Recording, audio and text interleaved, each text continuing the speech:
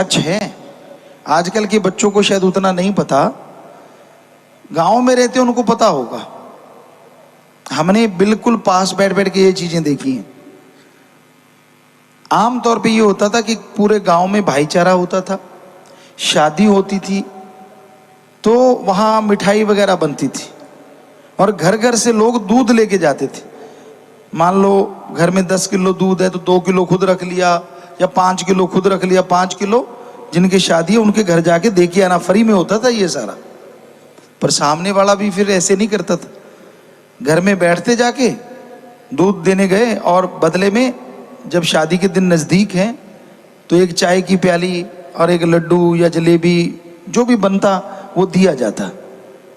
और वो भी थाली, बड़ी थाली सी होती थी, प्लेटें होती थी पुराने टाइम में, तो वो थाली में लड्डू रख दिया।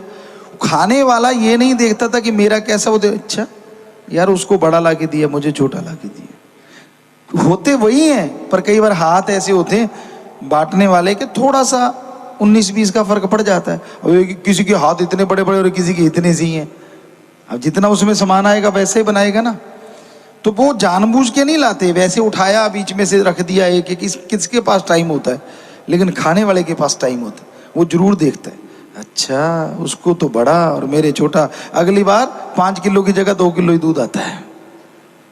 तो वो कहावत बन गई, दूसरे की थाली में लड्डू बड़ा नजर आता है। ये हकीकत है, ये हमने होते देखा है, लोगों को बोलते देखा, यार देखो उसको ज्यादा ला के दिया, मुझे कम ला के दिया।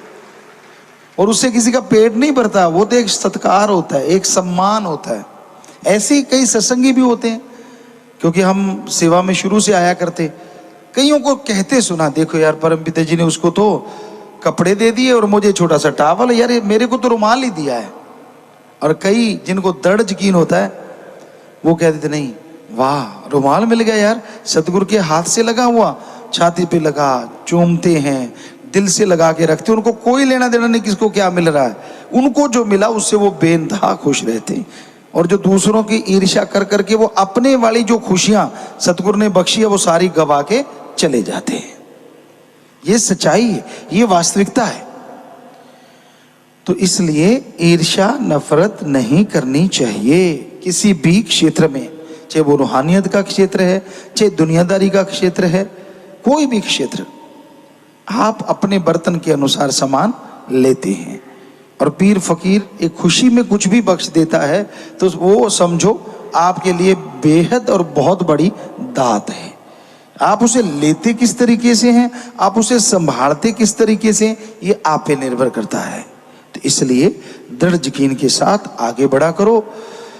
कुछ ऐसा घटित होता है कई बार इंसान के घर में या परिवार में, इंसान झिझकोड़ा जाता है, हिल जाता है जिसे कहते हैं। लेकिन कहते हैं ना, भगवान कई बार कुछ ऐसा करता और पीछे पता नहीं क्या छुपा होता है, पता नहीं क्या उसको देना होता है, ये तो राम जाने।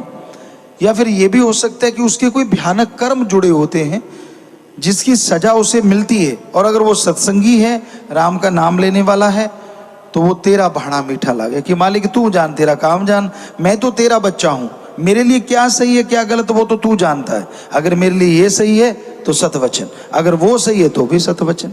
तो दृढ़ यकीन के साथ जो ऐसा करते हैं उनको कभी टेंशन नहीं आती, कभी दुख नहीं आता, कभी परेशानियां नहीं आती, और वो मालिक की खुशी में झोलियां भरते हुए जिंदगी गुजारते रहे।